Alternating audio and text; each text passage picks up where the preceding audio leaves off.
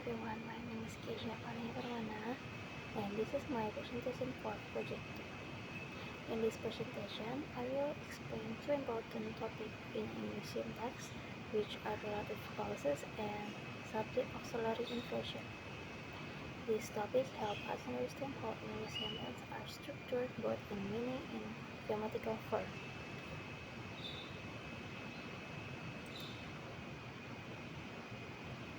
What is a relative clause? A relative clause is a group of words in a sentence that give additional information about a noun, such as a person, things, place, or idea. It usually begins with a relative pronoun or a relative adverb. Common relative words include who, whom, which, that, whose, where, when. For example, my friend who studying overseas will come back home soon.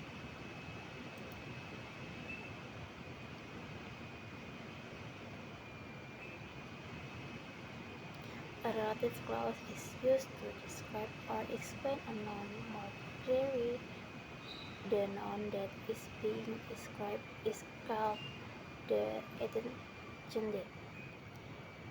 In the example, the noun my friend is explained by the clause who is studying overseas.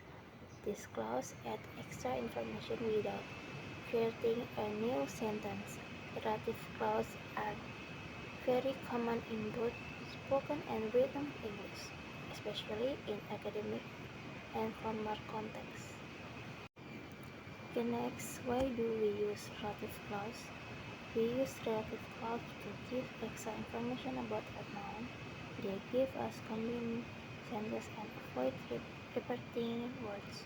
They also make sentences clearer, smoother, and more natural. For example, without a relative clause, she has a brother, he works in a hospital. With a relative clause, she has a brother who works in a hospital. Relative clause also asks to combine two related ideas into one sentence. This makes the sentence sound more natural and less repetitive. In terms of repeating the subject, we connect information indirectly to the noun. This is especially important in academic writing, where clarity and efficiency are needed. Okay, next, relative pronouns. Who, whom used for people. For example, my neighbor who recently moved next door is very kind. Which used for animal and object, non-defending. For example, my laptop, which I use every day, works perfectly well. That used for people, animal, and object, defending. For example, the book that she is reading belongs to the library. Whose show position for people or things. For example, he has a friend whose car was stolen yesterday. Where used for place. For example, this is the park where children often play in the afternoon. When used for time expression. For example, I remember the time when we used to study together. Why used for reason. For example, that is the reason why we decided to move abroad. Each relative pronoun has a specific function depending on the noun it refers to using the correct. Relative pronoun help avoid confusion and grammatical errors. For example, who is only used for people, which, while which is used for object or animal. The word that is more specifically and is often used in defining relative clause. The next type of relative clause. 1. Defining relative clause. Give essential information about a noun. If this clause is removed, the sentence may lose its clear meaning. Commands are not used if this type of clause. For example, the student who sits near the door is very active in class.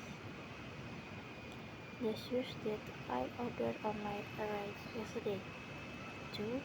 Non-defining relative clause. Give extra information that is not necessary to identify the noun. The sentence remains understandable even without this clause. Common are always used. For example, my uncle who lives in Surabaya visits us every month. Jakarta, which is the capital city of Indonesia, is very crowded. Okay, next, when is it used? In English, subject auxiliary inflection is mainly used in fourth situation, asking question. This structure is most often used to form question. Negative adverb at the beginning of a sentence. Information occurs when a sentence begins with negative adverb, such as never, rarely, or seldom. Formal conditional sentence. In formal conditional sentence, inflection can be used by noting the word if, using so and neither. This pattern is used to express agreement with the someone has said. Next, forming question. To make a question in English, the auxiliary verb must be placed before the subject. The structure checks for a statement to a question by moving the auxiliary verb to the form. Patterns, statement, subject plus verb. Question, auxiliary plus subject. For example, she is cooking. Is she cooking? We have finished the task. Have we finished the task? They can swim well. Can they swim well? Next, negative adverbials. Negative adverbials are words or phrases that limit or intentional meaning. When these expressions are placed at the beginning of a sentence, English required subject auxiliary inflection. Normal sentence: she had never seen such a beautiful view. Inter sentence: never had she seen such a beautiful view. More example: he barely understood the instruction. Barely did he understand the instruction. They not only finished the project but also present it well. Not only did they finish the project, but they also present it well. Common expression that cause inflection: never, hardly, barely, seldom, rarely, not only but also. Okay, next, so and neither. The structures so and neither are used to respond to a statement when we want to say that we feel or express the same thing.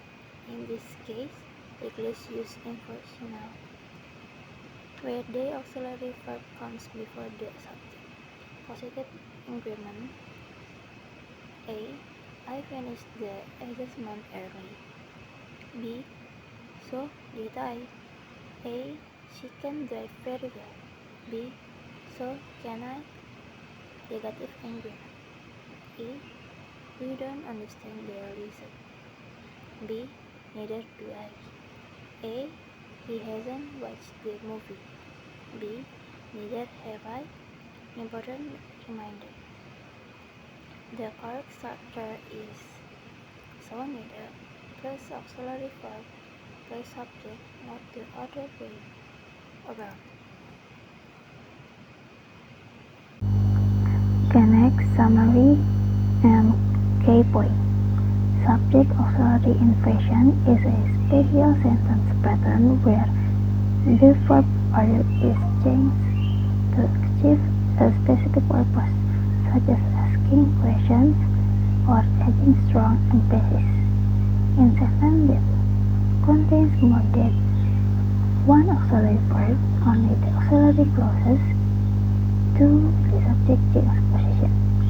If a sentence has no auxiliary verb, English requires an extra helping verb do, does, did to make inversion possible. Correct word order is essential because changing the position of verb and subject can completely alter meaning or grammatical accuracy. This structure provides that English sentence patterns are flexible and depend on function, not only on basic rules. Okay, next, analyze the diagram. The quiet brown fox jumped over the lazy dog.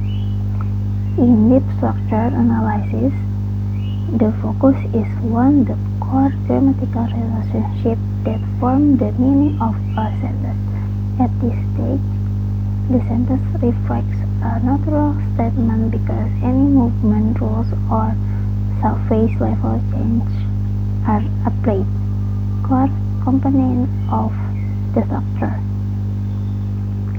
Door of the action, a fox modified by the descriptive word white and brown.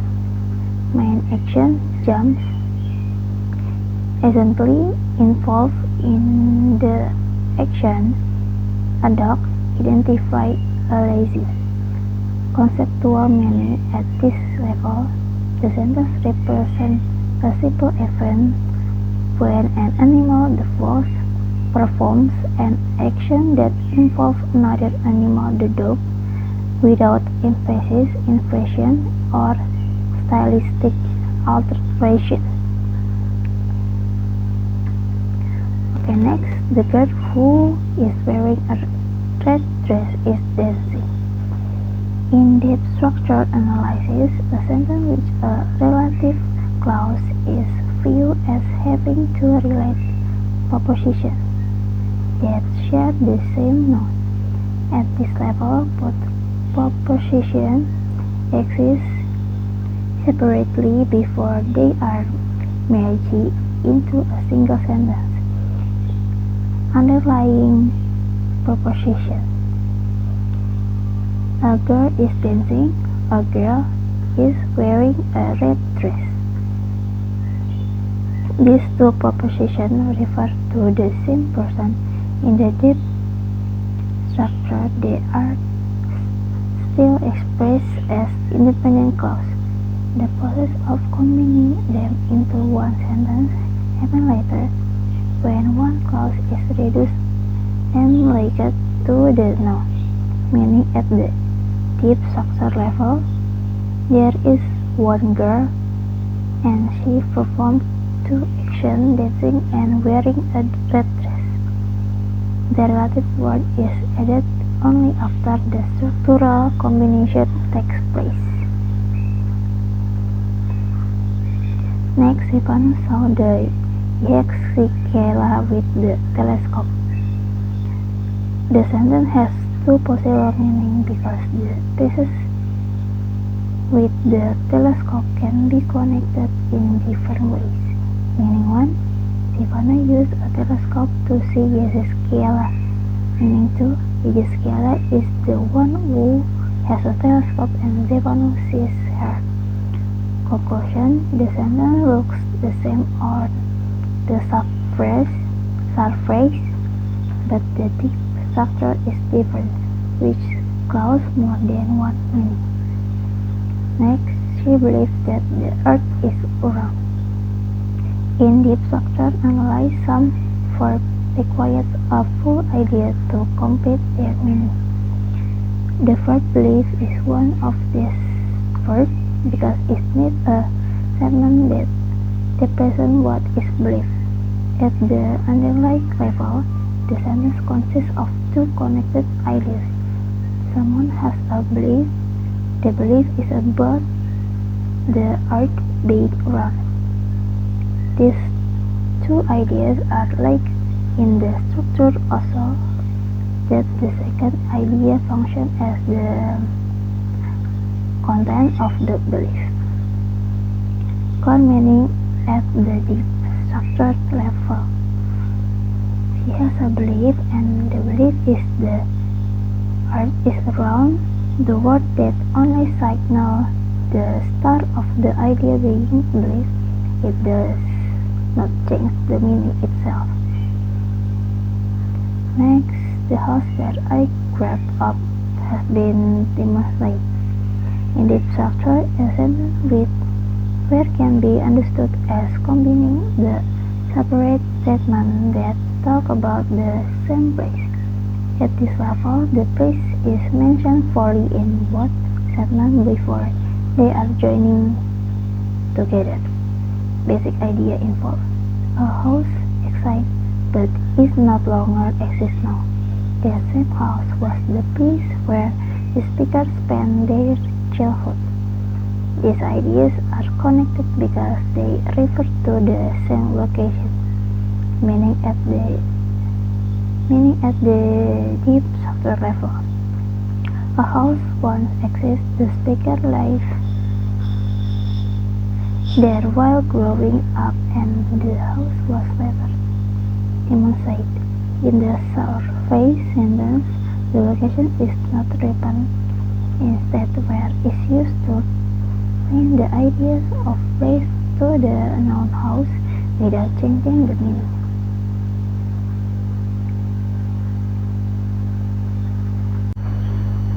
Okay, that's all my presentation. Thank you.